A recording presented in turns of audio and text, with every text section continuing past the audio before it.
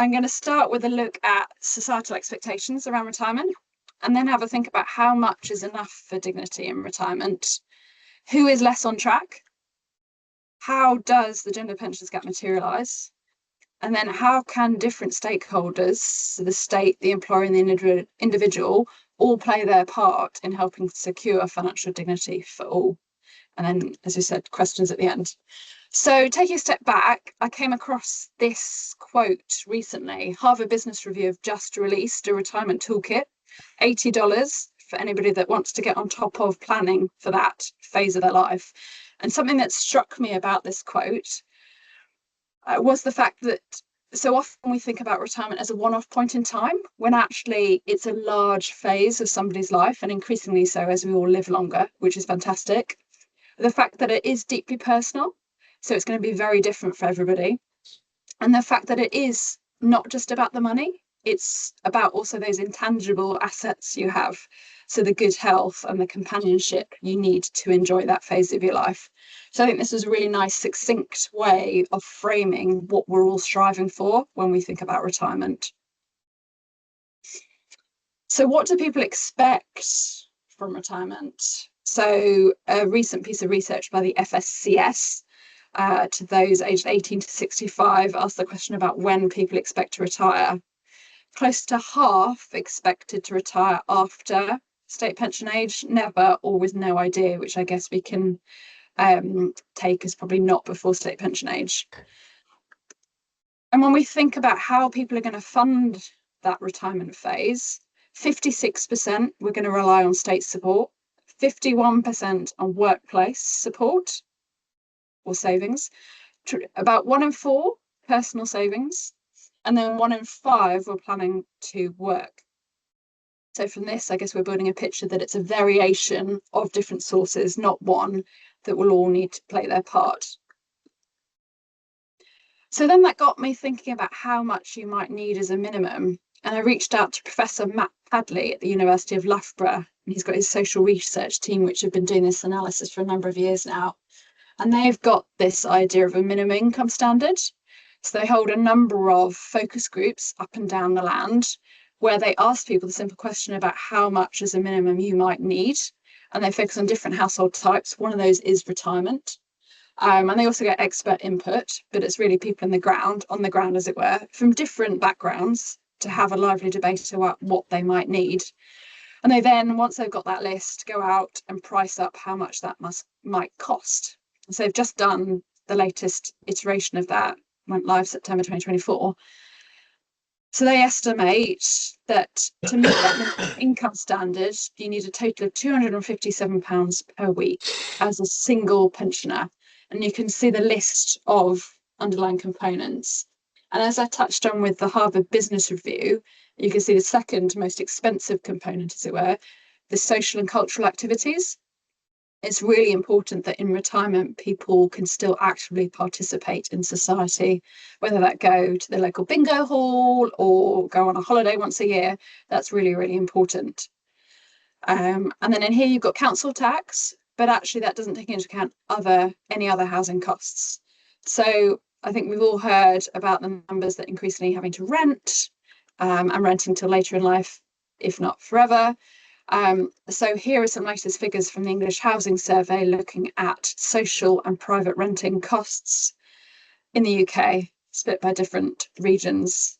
And so here I'm saying expected rental costs of 196 per week, taking the all England.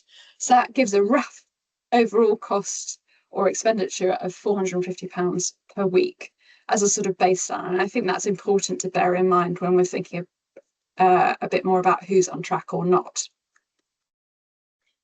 So zoning out a bit, left-hand side here, the 3 bars are the living pension. So building on that 450, but turning it into an annual amount.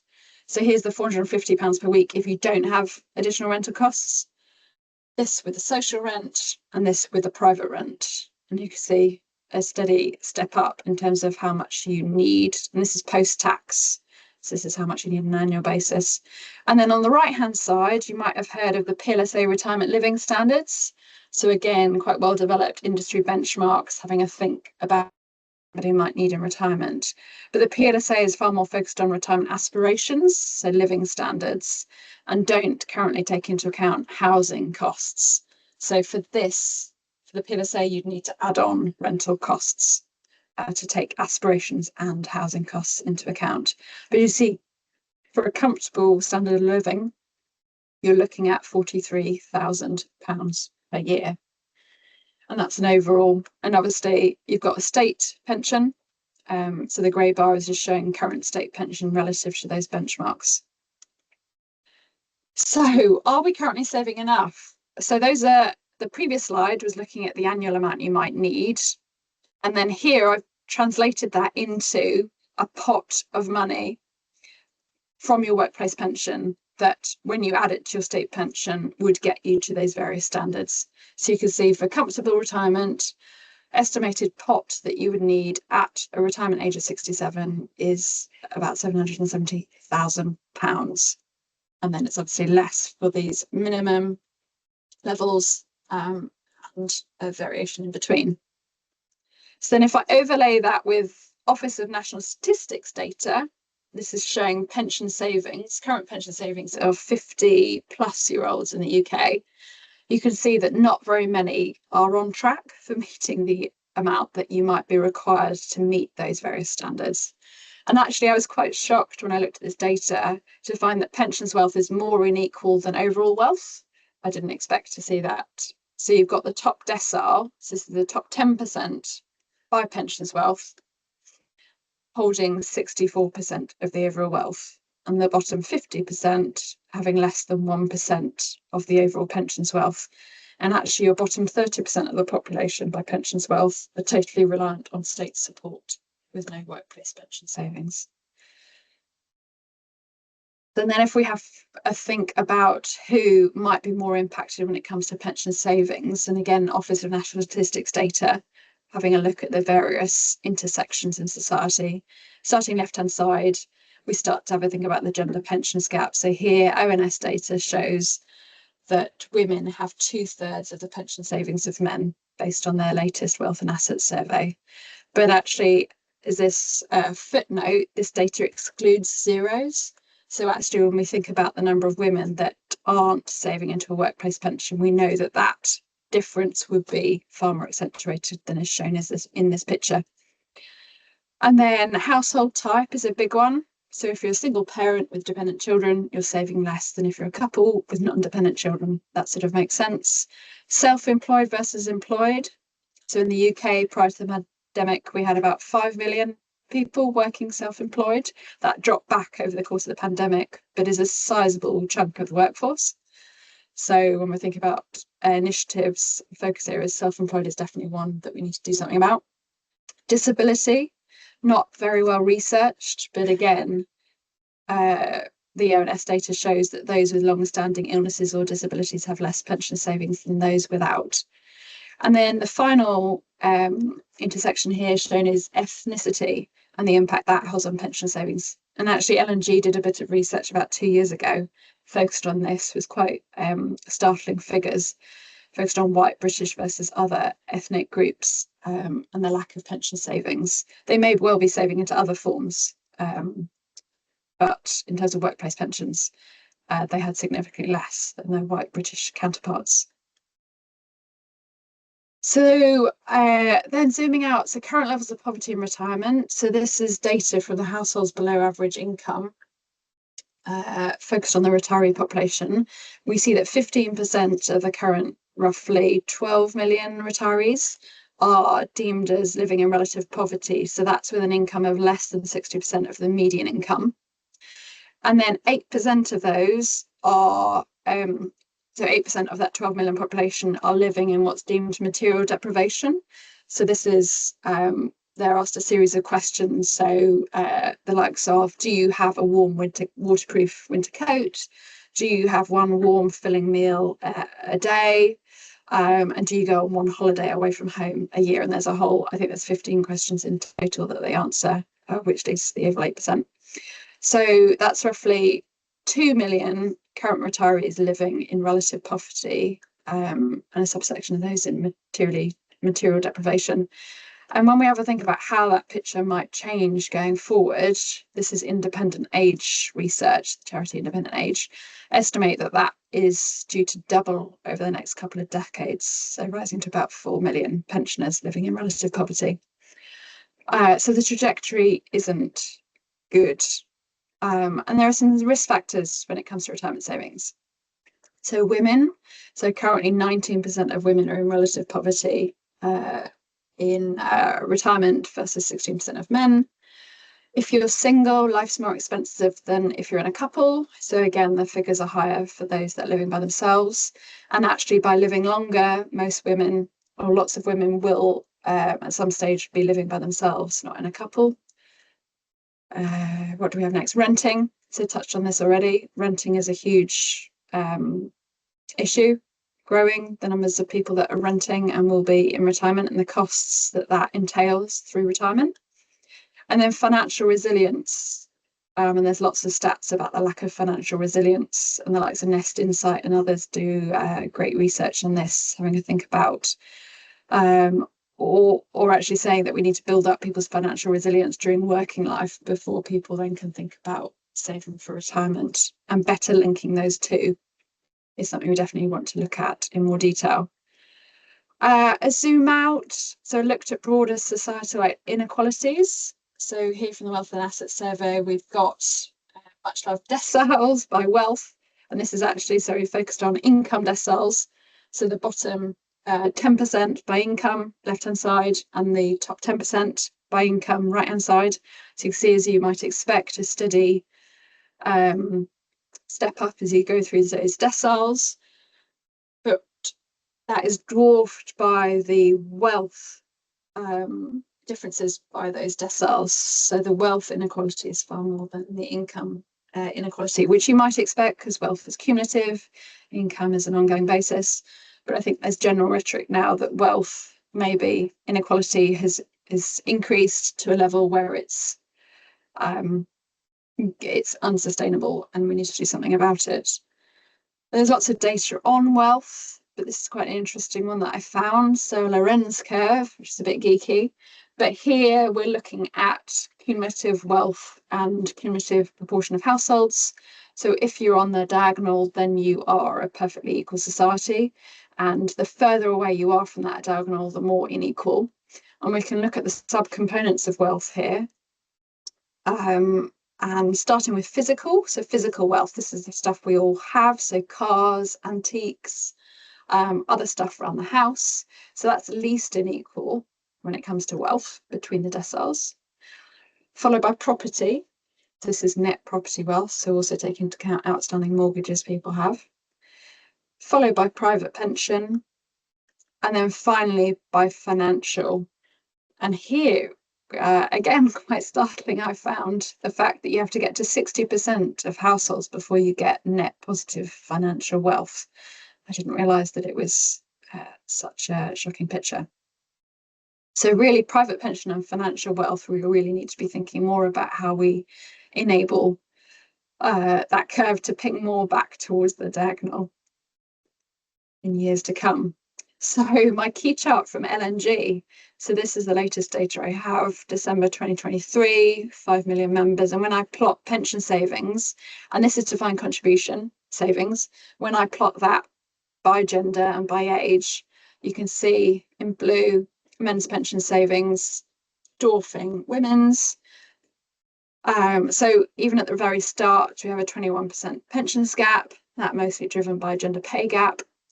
And that just increases over a lifetime. So on average, it's 39% difference, but really starts to escalate from about 30 onwards, reaching that final figure currently, women retiring with less than half of their male peers' pension savings. Why is that an issue? Well, it means that women are far more likely to face poverty in retirement than men. And so current retiree pots for our defined contribution business, men have 26,000 and women have 12,000. I mean, the bigger thing is that neither of those amounts is enough to sustain you in retirement, but 12,000 definitely isn't. With less money, there's less opportunity, less choice. So we find that most women will be cashing out their pots because it doesn't make sense for them to buy an annuity or to stay invested. So they lose out on that longevity protection from an annuity, and they also lose out on that future investment growth from staying invested and going into income drawdown. And then on top of this, we have women living typically 4 years more than men. So they actually need more at the point of retirement to sustain them for those additional years. And when we have a look at care and the people, the retirees that are currently in care, the average age of somebody in care is 86, and double the number of women in care than men, just again by the fact that we typically live longer, and so need that care for a bit longer. So again, when we have a think about how much somebody might need, all of these factors we need to take into account. So I focused on DC because that's our bread and butter, where I focus at L&G. But the government came out with a report June 2023 that looked at the gender pensions gap between DB and DC. So this is a chart from that report. So you can see there's a gender pensions gap for DB as well as for DC. It's larger for DC, so 60% versus the 44% for DB. And there's also that bigger picture around pensions adequacy. And you can see that the median pensions wealth is far greater for DB than DC. So there's a pension adequacy issue for DC, but also pensions equity. And the real losers here are female DC pension savers. When we have a look at and ask the question about how likely that picture is to change in the future, so from the same government report here, we're now looking at median annual pension savings, so contributions flowing in. Here they cut the data slightly differently, so they focused on public sector and private sector, but 90% of public sector are DB and 90% of private sector are DC, so they're sort of exchangeable, and you can look at the annual pension savings. So again, female private sector, aka DC, has median pension savings of 1,500 versus a male public sector / DB 8,500. So a roughly 6 times difference, which I think shows, illustrates that we're probably not going to change this picture anytime soon unless we do something about it. How do we compare to other countries? So OECD data here, looking at the gender pensions gap in 2000 on the x-axis at the bottom and y-axis in 2016, and looking at whether the picture had changed.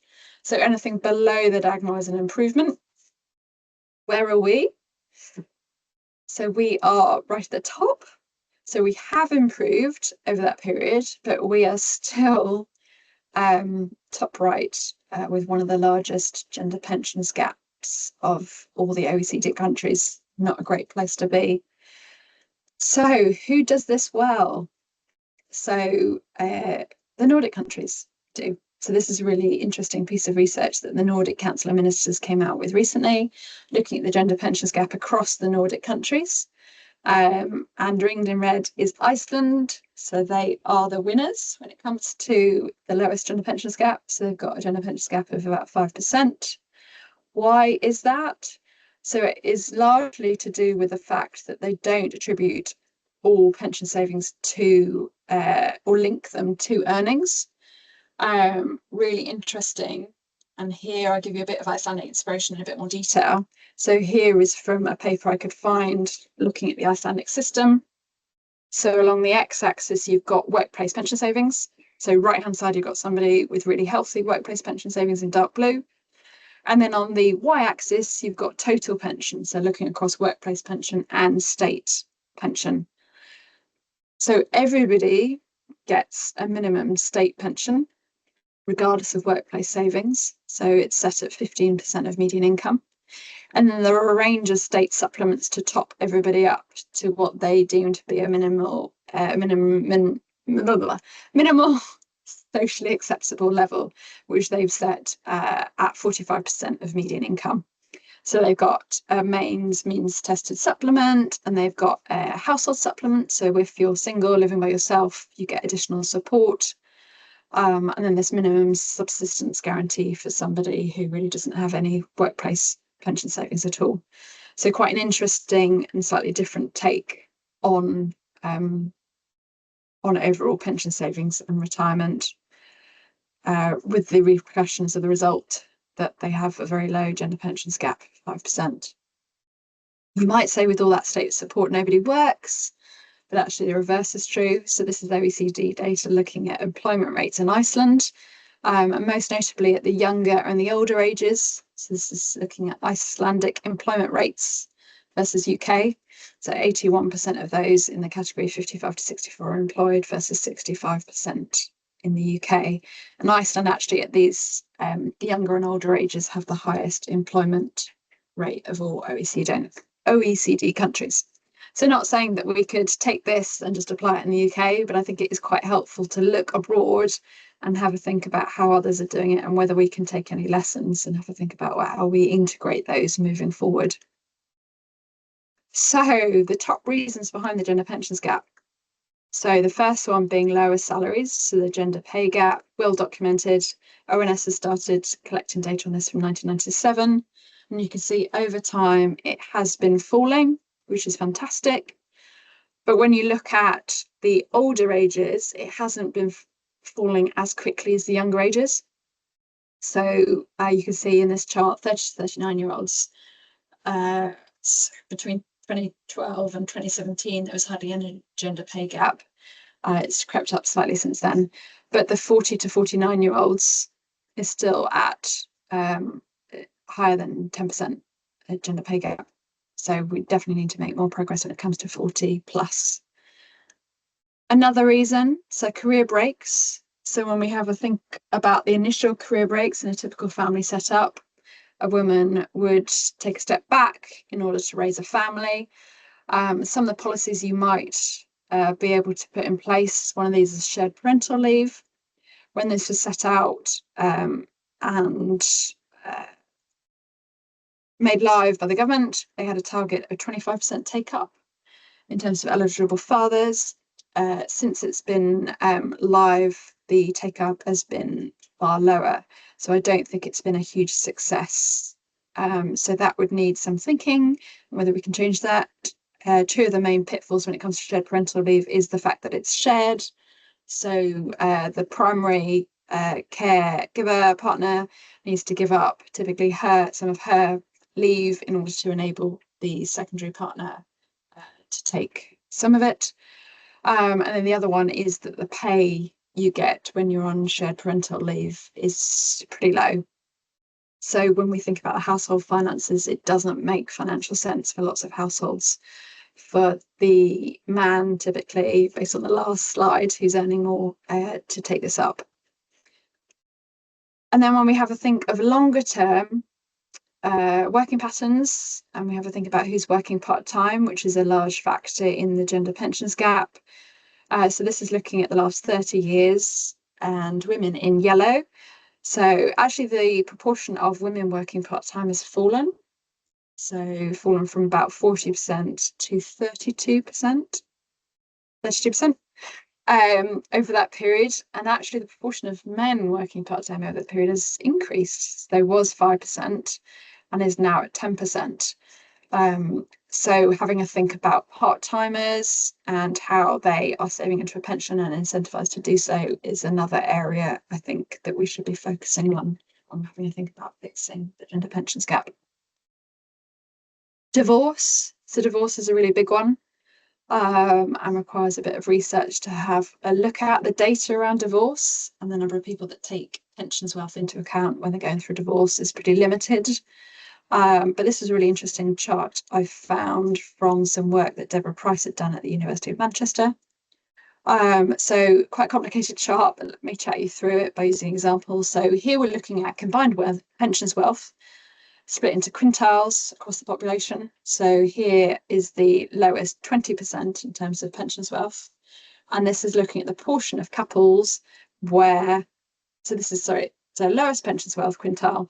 So this is saying 70% of, for 70% of couples, one of those partners in the couples holds 90 to 100% of the overall pension's wealth. So it's illustrating the unevenness of that pension's wealth when you're having a think about a partnership or a household level and who it sits with. And that falls away slightly. So the highest quintile, you've got just over 40% of couples where one of those partners holds 90 to 100% of the pension's wealth. So it's lower, but it's still a significant proportion. And when we have a look at how many divorces are estimated to include a pension sharing order, and the proper calcs are done to value a pension, that's estimated at only 5 to 6% of divorces. And we come to the 4 C's. So complexity, cost, culture, and conflict are driving that low level of estimation of pensions wealth when it comes to divorce. Another big one, childcare costs. So here I've got the UK population distributed by net household income. And so here we've got a median income, the UK, £545 per week. And then when I look at the cost of nursery currently for full-time, this is 2 preschool children, full-time, so from 9 to 5 every day, 5 days a week, it comes in at £596 per week. And then when I look at nursery in London, full-time for those 2 preschool children is £859 per week. So it's clear that the sums don't work. And in many households, there just isn't a choice about whether both work on an ongoing basis once you've had children. But that has broader societal implications. So here, plotting the fall in fertility rates in the UK against an OECD average, and Korea, who have the lowest and have done for the last 20 years. So UK at 1.56, and actually the latest results show for England and Wales that this has fallen again to 1.4, which is the lowest ever since history began. So this is really becoming quite critical, because you need a replacement ratio of 2.1 in order to sustain a population. That's without net migration, which we do have a healthy amount of in the UK. So when I have a look at a chart of population growth in the UK and how that's projected to change over the next 50 years, so this is OECD data, OBR, you can see in green that most of our future population growth is going to be due to net immigration. And actually this year, for the first time, we recorded more deaths than births for the first time, which is quite a step change. Why is this an issue? So I found this interesting chart in a recent OBR report looking at projected total government revenue and spending over the next 50 years. So revenue in yellow, fairly static, and then slightly declining. That as a result of that aging demographic and shrinking working age population. And then total government spending, crikey, in green, steadily increasing quite quickly off the chart. And after paying interest on our debt, the largest drivers of this are increased spend on state pensions, adult social care, and another one that I can't remember, but one associated with the fact that we've got an aging population that will come to me in a minute. So this is becoming quite a big issue that we need to tackle more holistically.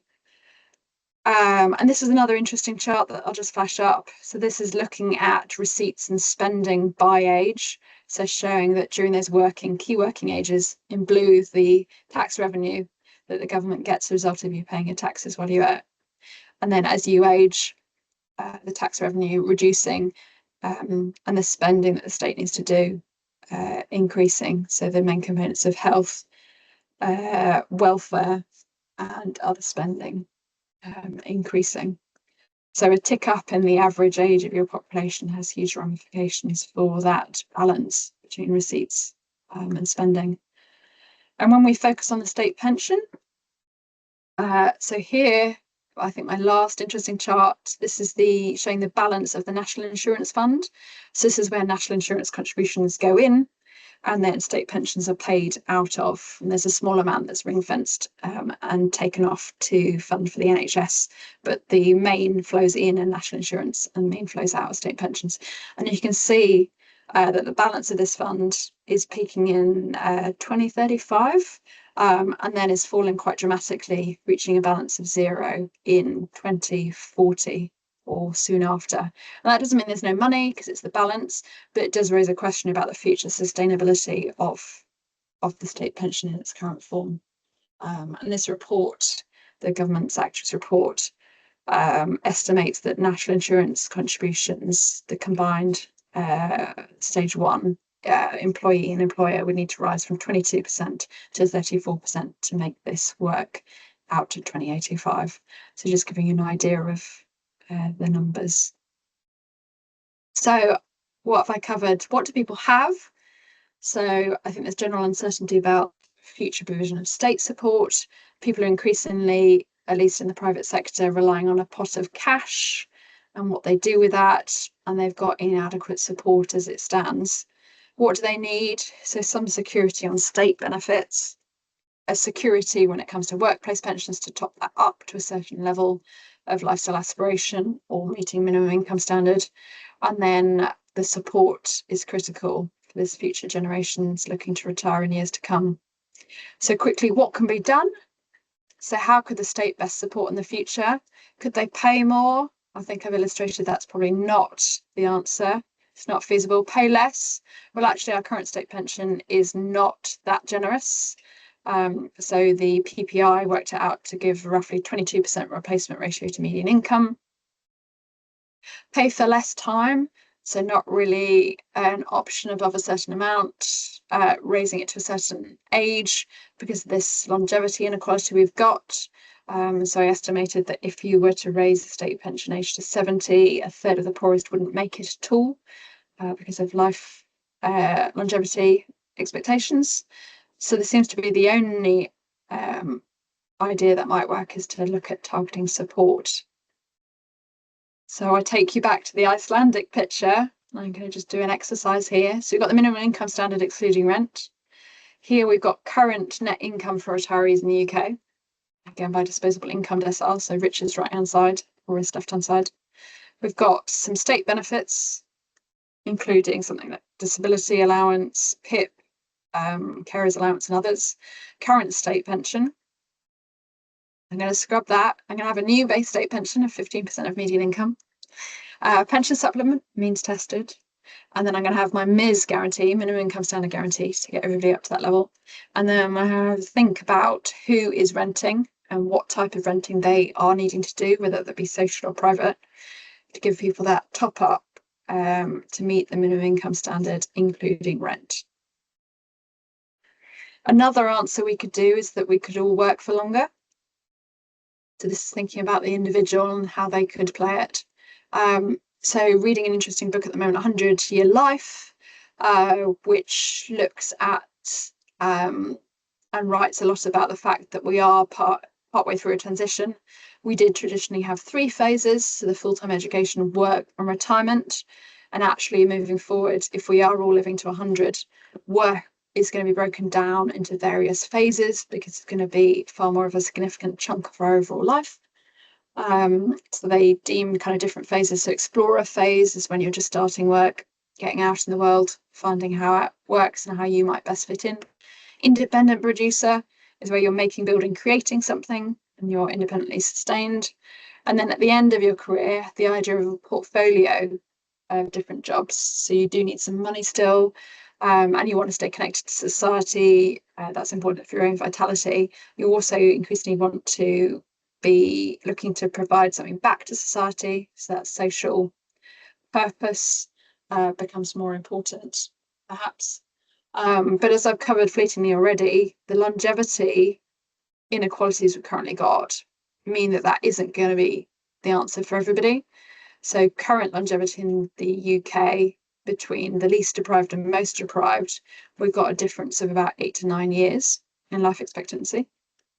When you have a look at how that's set to change over the coming years, or how that has changed over the last decade, Between the least and most deprived, it's actually going backwards, that gap, and increasing. So the gap between the least and most deprived is increasing, or has increased by about 7 months over that period. So that doesn't look like it's changing anytime soon. Can we all save more? So back to my households below average income. This focused on working age population. So using the same metric of relative poverty, we find 20%, so that's higher than the levels, the retiree community, 20% of the working age population are living in what's deemed relative poverty, with 6% in deemed as materially deprived. Resolution Foundation estimate that there are 11.2 million working age individuals living in households that have less than £1,000 of savings. So again, this can we all save more is not going to be an answer for everybody. And there's a whole host of other challenges people might face. Talked about falling fertility rates, increased longevity, renting, home ownership, keeping up with the Joneses, so lifestyles, the levels of debt, so student loan debt and mortgages, starting them later and having them later into retirement, and then the overall economic stagnation, lack of growth, and the impact of that on everybody. We're going to have quickly a thought to workplace pensions. So we did some research, and this was the ethnic research actually, working with Humankind Research, having a look at what people were struggling with and the main barriers. So we talked a lot about the lack of affordability, structural barriers, but there are also some attitudinal barriers. So the three main ones being lack of knowledge, lack of trust, and lack of relevance. In order to address those attitudinal barriers, three opportunity areas. So how you communicate. So having to think about the amount of jargon we all use. I'm going to definitely use lots of that. Having more relevant messengers and platforms. So I think we've seen that already in the pension provider world with the likes of kind of increasing presence on the TikTok platforms, TikTok videos, and others, Instagram accounts and all of that. And there was another one that slipped my mind. What you communicate is really important. So people want simple case studies. So A versus B, what does it mean for them? Assurances. People want to be assured about what happens if I die, what happens if the economy crashes, what happens if my employer goes bankrupt. So covering all of that and assuring people. And then the investment side, really simple information, bringing to life where their pension savings are invested. It's really important. And then the final one, the products you offer, which I get excited about because this, I think, is where increasing amounts of energy are being spent to have a think about how we might offer more breadth of products, so tailored more to people's lives. So whether that be you're working part-time, you have a range of different jobs, you can't afford the auto-enrollment contributions, but you don't want to opt out. And then having to think about that security of income in retirement, and the fact that for those that have DC pension, being given a pot of cash at retirement and being told good luck, really, well, not as blunt as that, but people having to work out for themselves how to manage that on an ongoing basis as they age is not really going to be possible for many. So having to think about how we provide security in the income in retirement is where a huge amount of energy is increasingly being focused. I'm part of the Pension Secretary group that was mentioned at the start, and we've just brought out this best practice guide for employers, which is available on our LinkedIn group, but happy to send that round after this session. And it just takes through an employer through what they might want to think about getting a handle on their own scheme analysis, where they stand, who's on track and who's not, and how to do something about that. Questions?